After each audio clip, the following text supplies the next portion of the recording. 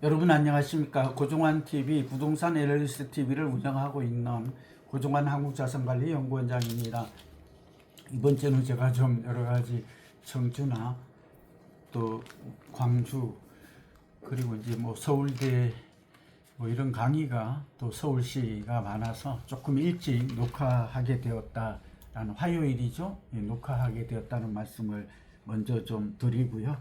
제가 약속한 대로 가급적 일주일에 한 번은 기다리는 분들이 많아서 제가 지난주 금요일에 경기도의 기후해라고 이제 뭐 도지사님이나 시장님들 그리고 그 기관장님들이 다 모인 그 강의 초청을 갔었거든요. 경기도에 있는 뭐 아주대 총장님 비롯해서 총장님들도 많이 오시고 일일이 거론할 수가 없는데 강의를 해서 상당히 좀 내용이 좋았다 이런 좀 평가를 듣고 또 방세환 그 광주시장님 같은 경우는 일부러 저를 좀 기다렸다가 그렇게 좀 환대도 하고 또 경기도 광주죠. 앞으로 발전 방안도 논의를 할 수 있었고 굉장히 좀 유익한 시장이었습니다. 이 말씀을 드리는 이유는 부동산은 모두의 관심사고 또 부동산이 영향을 미치는 요인들이 참 많다고 그랬죠. 특히 특정 지역의 경제가 얼마나 활성화되는가. 그러니까 리더십이죠. 지자체 단체장님들의 리더십이 집값에도 땅값에 영향을 미친다 하는 얘기 많이 들었었는데, 예, 제가 볼 때 많은 경기도의 시장님들 오셨던 분들이나 또 도지사님 이런 분들은 저희 말씀을 좀 경청하시고 뭐 재래시장을 활성화한다든지 또 주택 공급이 부족한데 얼마나 부족한지 또 특히 서민 주거를 위해서 어떻게 해야 하는지 제가 이제 분당이나 일산 이런 지역들에 앞으로 이주가 대란이 일어날 텐데 이런 것들을 어떻게 해결할 수 이주 대책이죠. 충분히 세워야 한다. 그런 말씀에 공감하는 분들이 꽤 많았고 저는 이제 경기도가 가장 변화가 많은 지역이 그렇게 될 걸로 봅니다. 그러니까 서울이 물론 가장 앞장서죠. 그러나 앞으로 경기도에 인천 이런 지역에 관심을 좀 가지는 게 좋겠다. 어제 조선일보 기사에도 이제 서울 강남만 바라보지 말라 이런 저의 그 인터뷰 기사가 실린 걸 한번 좀 관심 있는 분들은 보시면 좋을 것 같습니다. 오늘은 지금 집 안 사길 잘했다 이런 기사가 좀 눈에 띄어요. 그 띄는 이유가 뭘까요? 아무래도 이 10월, 그러니까 11월을 앞두고 거래량이 한 3분의 1 정도 이렇게 줄었죠. 이제 3천 건 서울에 정도 안 되는 걸로 이렇게 10월 주택 거래량이 줄어들 걸로 더 이하일 가능성도 많아요. 그리고 일부 지역, 그러니까 강남이나 소위 말하면 우리가 핵심지죠. 학군지라고도 요즘 그런 말을 많이 쓰는데 고가의 이런 인기주택을 제외하고는 하이엔드 주택이죠. 집값이 좀 내리는 곳도 있다. 이러다 보니까 집 안 사길 잘했다. 이런 기사도 눈에 띄어서 과연 그럴까? 그런 얘기를 좀 나눠보고자 합니다. 그러기 전에 두 가지가 눈에 띄는 기사가 주목할 만한 기사가 있는데 공인중개사들이 그러다 보니까 추석 이후에 오히려 폐업이 늘었다. 이건 제가 좀 예상하고 좀 달라요. 그래서 공인중개사들이 최근에 추석 이후에 거래가 급감하다 보니까 폐업하는 사람들이 생각보다 좀 늘었다. 그런 기사가 눈에 띄어서 11만 3천 명 정도 되는데 지난달보다 104명이 많이 감소한 건 아니지만 2022년 6월 이때 굉장히 제가 7월에서 10월이 정점이라고 말씀드렸었잖아요.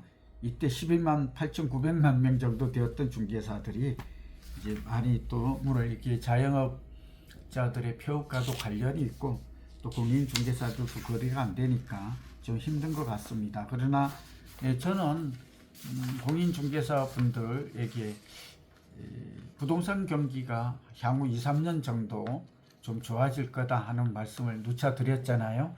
올해뿐만 아니라 이제 11월부터 1월 12월 1월까지는 좀 주춤할 겁니다. 그러니까 일시적 조정 국면으로 보이는데 일시적 그러겠지만 부동산 경기가 완전 꺼진 게 아니라는 점, 그런 얘기들을 좀 말씀을 좀 드리고요. 또 한 가지, 우리가 주택시장 하우징 프라이스 얘기 많이 했죠.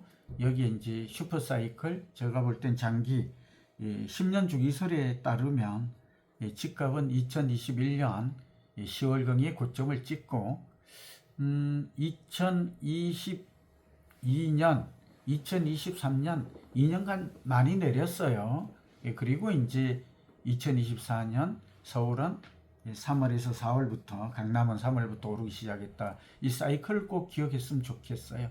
그러니까 2014년부터 올랐던 집값이 2021년에 고점을 찍고 내리다가 이제 한 3년 만에 다시 바닥 찍고 올라가는 모습이거든요.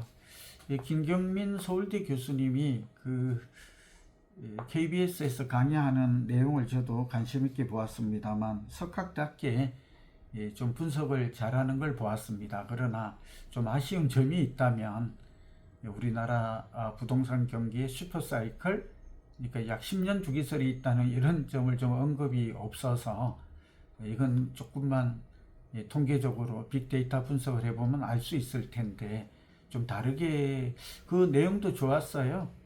우리가 이제 소위 말하면 뭐 주식의 뭐 단기선, 장기선 이런 걸 가지고 분석을 했던 것도 흥미로웠는데 결론은 같더라고요. 왜냐하면 지금 단기선이 20일 단기선이 이제 60일이나 120일 장기선을 뚫고 올라가는 골든크로스가 발생했다, 이런 말씀을 하시는 것은 뭐 상당히 정확한 표현이다. 저는 그런 분석을 하지 않았지만 흥미로운 분석이다 이렇게 들고, 여기다가 사이클 이론 또 하나를 보태면 제가 늘 강조하지만 하나만 보면 좀 불확실하다고 그랬잖아요. 불명확하지만 부동산 경기에 영향을 미치는 요인들, 예를 들면 뭐 이자 금리가 내린다든지 유동성이 증가한다든지 특히 수급이 불균형한 공급이 줄어든다든지 뭐 이런 여러 가지들을 좀 종합해서 본다면 상승 요인이 우세하고, 또 하나는 글로벌 세계의 그 부동산 경기, 주택 경기 동향을 보아도 내리기보다는 좀 오를 가능성이 많다. 그런 얘기는 이 앞전에 많이 강의를 했기 때문에 참고하시기 바랍니다. 또 하나는 좀 좋은 자료가 나왔는데요. 부동산 정보 플랫폼 다방에서 낸 건데 국토부 실거래가 자료를 바탕으로 보니까 서울의 비아파트, 그러니까 연립 다세대 원룸, 이게 33제곱미터 10평이죠. 이걸 기준으로 했더니 월세가 평균 서울은 73만원, 그러니까 보증금 1000만원에 73만원이라는 거, 요거 좀 알아둘 필요가 있어요. 근데 이게 전월 대비해서 2.6% 상승했다 이런 얘기고, 전세 평균 보증금은 2억 1,400만원 정도 돼요. 그러니까 보증금 2억 1,400만원, 월세는 보증금 1,000에 그러니까 73만원이다. 보증금 1,000을 빼고 나면 계산하면 월세 전환 이율이 나올 수 있겠죠.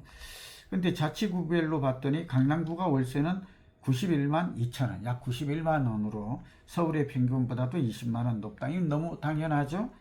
그리고 전세 보증금 기준으로는 서초구가 2억 7,300만원, 뭐 조금 다를 수 있습니다만 큰 의미는 없지만 강남구와 서초구가 이 월세와 보증금이, 전세 보증금이 좀 가장 10평 기준으로 높다. 이 얘기는 두 가지로 응용될 수 있어요. 필요한 사람들은 앞으로 이게 지금 오른다라는 거잖아요. 전월 대비 뭐 2.8% 이래가지고 서울 평균 대비해서도 자료가 좀 나오고 있는데, 제가 볼 때 여기가 지금 언급된 곳들이 좀 이것도 좀 언급을 할게요. 영등포구, 용산구, 강서구, 서초, 강남 물론이고 구로구, 관악구, 강북구, 구로, 금천, 광진구 뭐 이런 지역들이 상당히 그 비율이 좀 높은 것으로 이렇게 보이거든요. 그러니까 이 얘기는 100을 기준으로 했을 때 다른 데보다 월세나 전세 수준이 높다, 좀 이런 얘기입니다. 지금 언급한 걸로 좀 참고가 좀 될 것 같고, 이 얘기는 이런 지역에 앞으로 올라갈 것이 많은 곳들은 연립이나 다세대, 또 지금 원룸이 나왔습니다만 이런 주택에 투자를 계획하는 분들에게는 투자해도 된다.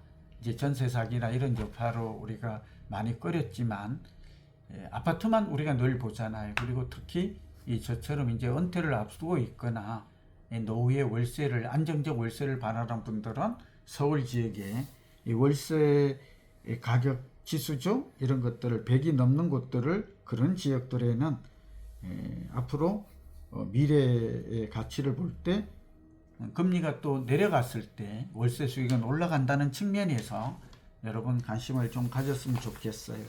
그리고 오늘 주제인 집안 사기 잘했다, 기다리길 잘했다, 이런 기사에 대한 저의 의견입니다. 이건 부동산 경기가 우리가 단기, 중기, 장기로 늘 보라고 그랬잖아요. 지금은 이제 단기 조정에 들어가는, 왜 조정이 들어가는 건 아시죠?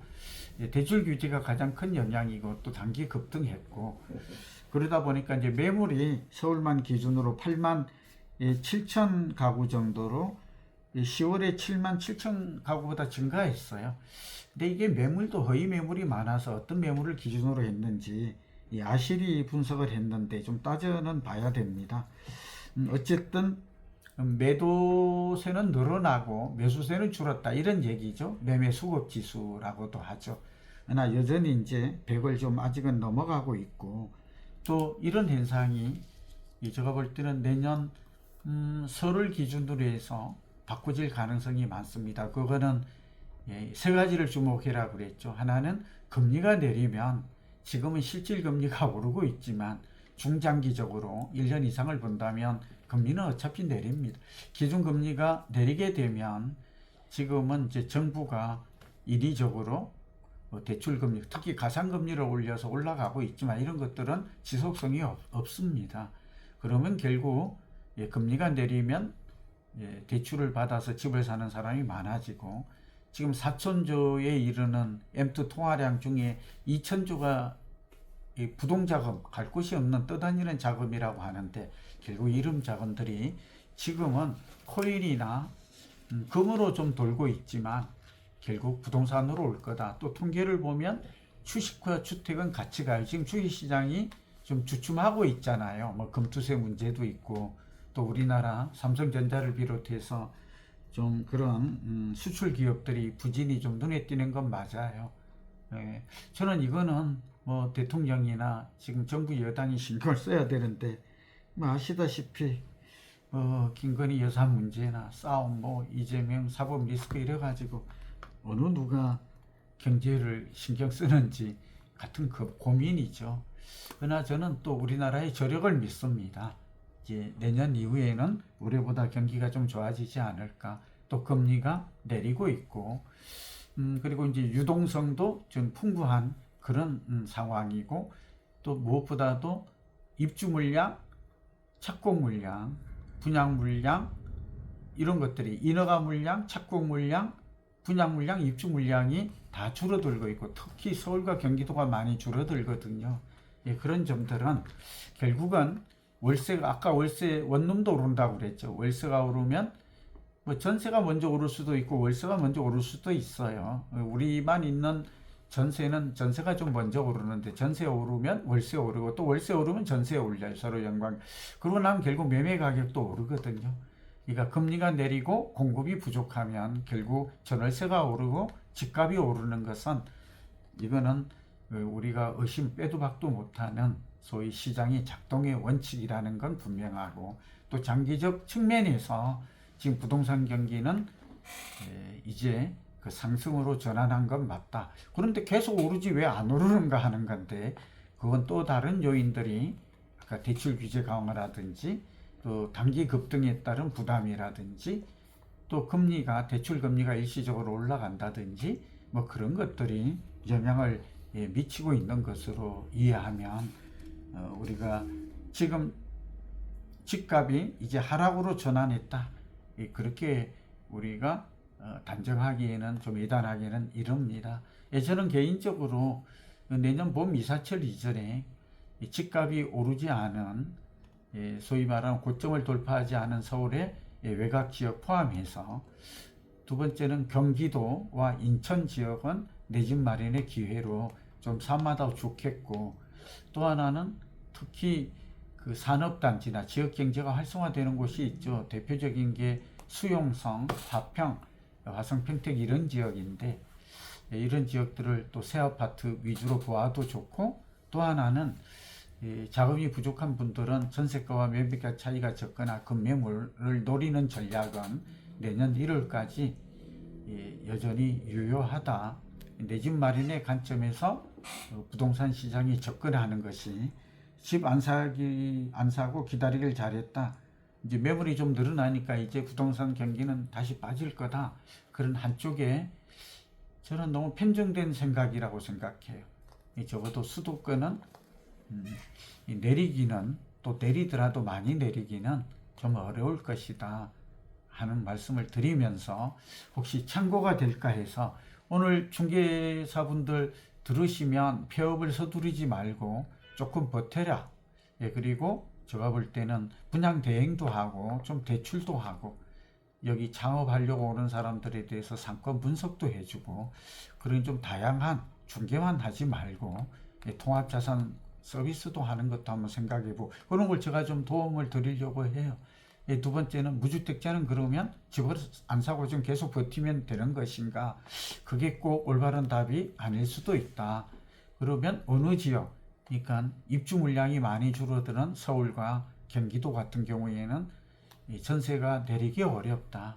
그러면 결국은 집값도 내리기 어렵고, 전세가 오르면 집값 오르고, 그리고 땅값이 또 빠졌네요. 이 땅값이 최근에 보니까 0.55% 정도로 완만하게 상승하고 있어요. 결국은 땅값 오르고 전세 오르고 거래가 좀 안 되고 매물이 늘었을 뿐인데, 시장 분위기가 바뀌면 저는 하락보다는 내년 봄 이후에는 상승에 무게가 쏠린다 하는 말씀을 드리면서 오늘 제 유튜브를 마칩니다. 여러분 건강하시고 행복하십시오.